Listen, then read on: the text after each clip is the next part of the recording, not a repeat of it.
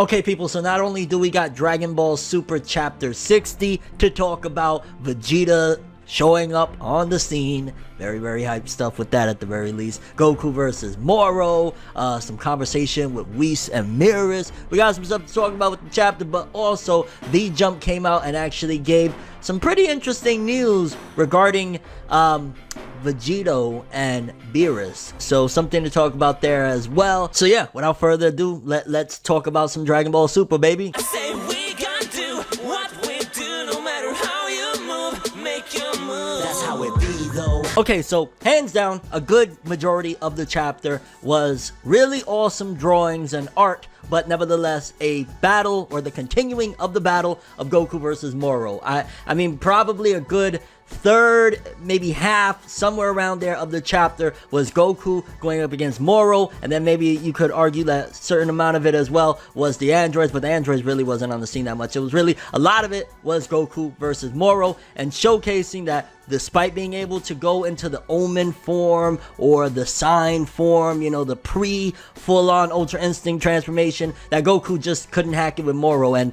Beerus made a severe miscalculation. Like, maybe if Goku was able to use the true Ultra Instinct form, it'd be a different conversation right now, but it seems as though Beerus, for an angel and for being, like, you know, the trainee to Goku, he really miscalculated. And I definitely feel as though there was some form, and I don't know exactly, I can't pinpoint it what it is, but there was some form of foreshadowing or a story element that maybe is going to be later explored when the conversation happens in front of Beerus, between Beerus and Whis. Beerus and Whis was talking about, again, like, oh, it's unfortunate, doesn't look like a miracle is gonna happen here, seems as though Goku's gonna take the L, Beerus miscalculated, all of that jazz, and you can see Beerus kind of gets frustrated. But before that, or it was either before or after, Beerus says, yo, I'm hungry, let's just go, let's get something to eat. Whis says, yo, the authority to be able to interfere in matters such as this is not with us, the angels. We don't have a say-so in none of this shit. The only people that can really intervene in any of this is the God of Destruction, Beerus, or the Lord of Lords, aka Zeno. So there's only two people that, from their realm, so to speak, that could actually even involve themselves. And Beerus getting frustrated and saying, yo, let's go, kind of made me look a little bit like, is that some sort of foreshadowing? Maybe Beerus is going to get fed up with the bullshit going on with Moro and say, you know what, I'm gonna come through and stop it. I mean, I don't know how that would feel. I guess that's the first question I want to pass off to you guys. Do you feel like if Beerus was to step in to this battle with Moro and say, yo, I'm gonna just put an end to this dude, Hakai, would that be anticlimactic? Would it feel like, what the hell is going on? Why are they doing this? To be honest with you, I think if they set it up properly, if there was a way where, like, maybe Beerus didn't 100% necessarily have to step in, something along the lines of that, maybe it would be acceptable. Maybe Moro is on his final legs in a battle, Goku and Vegeta somehow, some way figure it out how to put him down or almost get him to the corner, and like they're about to win, and Beerus is like, I've had enough of this, Hakai, you piece of goat shit. Then maybe I wouldn't be mad at it. But I feel as though it could be just like, you know, throwaway lines, or it could be that there's some value to that, and maybe it'll be touched up on in the next couple chapters. Because again, Goku versus Moro goes down, Goku really can't do shit, eventually he loses the Sign transformation, and just as he's about to get his ass handed to him for good, get his energy sucked out, Moro is about to do some weirdo shit, sucking on Goku, the androids showed up. And I ain't gonna lie, I love that part. Out of all the combat in this one, don't get me wrong, the art for the Goku versus Moro panels, it looked like Toyotaro had a blast drawing that shit. It looked really good, so kudos on the art department. I gotta give credit where it's due. But I was way more excited when the androids showed up, when they were even talking that cocky shit and they were going against Moro. Not that it makes the greatest amount of sense, because to be honest with you, even going back to the Tournament of Power, I never thought it made sense of how 17 was keeping up with, especially like the preliminary stuff, the training stuff leading to the Tournament of Power. Made no sense, like Krillin going up against the Super Saiyan Blue and all of that jazz, like what the fuck. So and you know, retrospect, yeah, probably doesn't make much sense, but hey, this is the state of Dragon Ball at this particular point. The power levels have been essentially retconned and all sorts of shit, where now the androids are able to take on a foe that Goku, in some incredibly 10 billion times more supposed powerful state, can't even do or take out. They're kind of throwing their hands. But I was still overall really excited about it, and it was dope to see them going in. I love those two. The androids is badass, especially 17.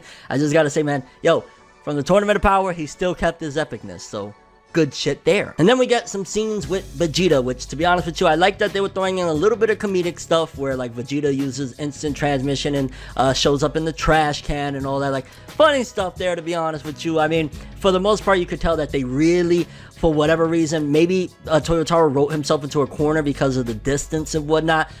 Again, Paibara would have made sense, like, okay, you know, Goku, he lost his Ultra Instinct form, he could sense him, like, I guess that would have been a way. So I don't know what was the reason to teach Vegeta the instant transmission technique, and he's like, well, I'll probably never be able to use it again, and I'm not trying to use it again after he uses it to, you know, teleport to where Goku is. But yeah, it kind of just made no sense. It was like, I thought maybe like he wrote himself into a corner, but no, at a point Paibara was like, oh, I could use instant transmission to take you over there, and he's like, no, let me do it. I just want to show Kakarot that he's a bitch, and anything he can do, I can do better. I can do it. No, okay, stop it.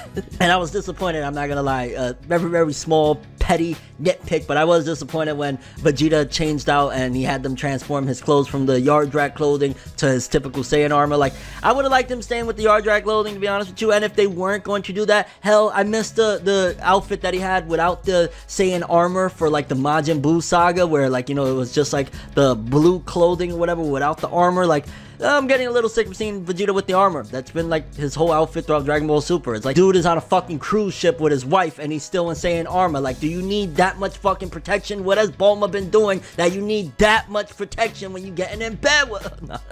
So yeah, the chapter, it was kind of par for the course, to be honest with you. If anybody says that this was like, oh my god, I never saw it coming in a million years, so far it's playing beat by beat, for the most part, how I've expected it. Goku, because he wasn't able to tap into Ultra Instinct, he wasn't even able to tap into it once the true form in the training with Beerus, I figured, and I said this already months ago, okay, Goku's going to take the L, Vegeta's going to show up. I'm imagining, depending on what Vegeta's technique is, but even regardless of how epic it may be or awesome it may be, I still don't think he's going to be able to do it. Vegeta's probably going to get taken out within the next chapter or two, and then bam, Goku's going to go Ultra Instinct, or Broly's going to show up, or Beerus is going to be like, yo, I want some food, I'm going to have some goat meat, and just like fucking turn this dude into a stew or some shit. So I think we're playing par for the course. I really hope it's not the case that they're going to cheat Vegeta out, but I'm expecting the worst, okay? I am expecting by the end of next chapter for Moro to be teabagging Vegeta and saying, yeah, you like that energy, huh? You think you're better than Kakarot? You ain't shit, bitch. Like, that's what I am expecting when it comes to the Prince of all Saiyans, the prince that always takes the L, the Prince of all L's when it comes to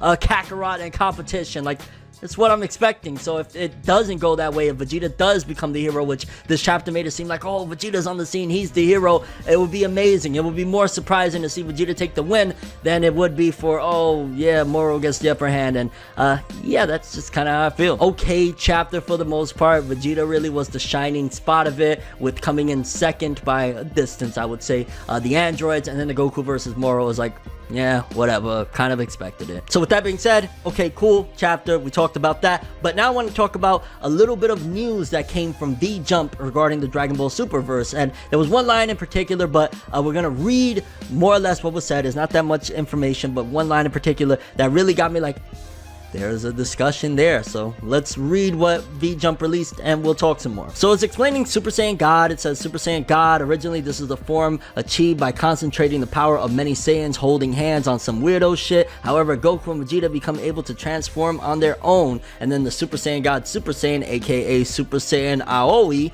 this miraculous evolution, a Super Saiyan variant of Super Saiyan God, is achieved through training with Whis, Super Saiyan, Super Saiyan, Super Saiyan Blue God, Super Saiyan, yeah, a lot of Super Saiyan. I'm just saying. Further evolutions of Super Saiyan God, Super Saiyan. My God, please just say Super Saiyan Blue, for fuck's sake. Blue Vegito. And right here, this is, I want to say, the line that is going to maybe stir up a little controversy, get a little bit of a discussion going. I don't know, maybe people won't give a fuck, who knows, but let's read it. Achieved through activating Super Saiyan Blue after fusing. Possesses power to rival Beerus. There's a little bit more. Let's just read what's left over, and then we'll get to that, because that's the big enchilada that I really want to talk about. Perfected Blue. This evolution locks Blue's overflowing power inside the user's body, allowing them to fight for extended periods at full strength. There's Blue Kaioken. Utilizing the principles of Kaioken, the user is able to temporarily increase their power as a Super Saiyan Blue. And lastly, Blue Evolved, which was Vegeta's blue technique that he had in the Tournament of Power. Vegeta overcomes his own limits to achieve this uniquely styled mastery of blue. But going back to Blue Vegeta possessing powers to rival Beerus. Now, you know, one of the things that Toriyama said many years ago is that the end goal of Dragon Ball Super is for Goku and Vegeta trying to catch up to Beerus, and, you know, Beerus is the end goal. So if Blue Vegeta is capable of taking on Beerus, it kind of all comes full circle. To be honest with you, if you think about it, one of the things, going back to like the Resurrection F arc when Whis was training them, the big lesson he was trying to teach both of them is for Goku to be more like Vegeta and Vegeta to be more like Goku, but working together. I think even Beerus said it at one given point, they're like unstoppable. And this right here confirms that Blue Vegeta basically rivals Beerus, which they just need to get to that point. Basically, however strong they were when they were Blue Vegeta is the end goal post for the strength that they need in order to complete what Toriyama set out to do, and that's surpassing Beerus. So I'm curious what you guys think about that, and also what do you think about the chapter? How do you feel about Goku taking the L and Vegeta showing up, and do you think Vegeta's going to take the massive L? Do you think Beerus is going to get involved somehow, just say, you know what, fuck this motherfucker, I'm hungry, bro, and he's just gonna like turn this dude into goat stew? And where you think the story is going? To be honest with you, last few chapters with all of it, aside from like the transformation and like, oh, Goku, can you sign now? Yeah, that was cool and all that jazz, but it doesn't really feel like the Dragon Ball Super manga is doing anything at all different. And maybe if this was the anime, we would all be excited, because there's something about the Dragon Ball Super anime that just supersedes everything that the manga can do. But in terms of the manga, it's just kind of like, oh, okay. And your overall thoughts and expectations for the Dragon Ball Super manga with chapter 61 and beyond. I just want to see Moro take an L already. Like, Moro, just stop sucking shit up. Like, yo, he's sucking more than a prostitute on the corner of fucking Skid Row. But that's all I have for this one. Thanks for watching. Hope you enjoyed. If you liked anything I had to say or enjoyed the video, drop me a like. I'd greatly appreciate it. Why the fuck am I talking like this? And if you want more from me, make sure to subscribe. Follow me on Twitter, Instagram. Hit that bell to get all notifications. And if you want to follow any of my other social media, links are in the description below. Shockingly. I'm ForneverWorld, and as always, people, have an awesome day. And remember the golden rule: anime and manga for life, boy! Also, Vegeta always takes the L. Just put that in your noggin. Have an awesome day. Peace in, and we'll see where this story goes from here. I'll check back in next month. Have an awesome one, people. Everything good always comes to an end. If you stab me in my back, we can never make amends. Trying to move to acceptance, hard to accept it. Mistakes like mirrors, gotta reflect it. I don't wanna fucking leave, but I gotta leave. Leave the maybes to the crazies. Maybe one day there I go, admitting something in a subtle way. No more copies, leave without a trace.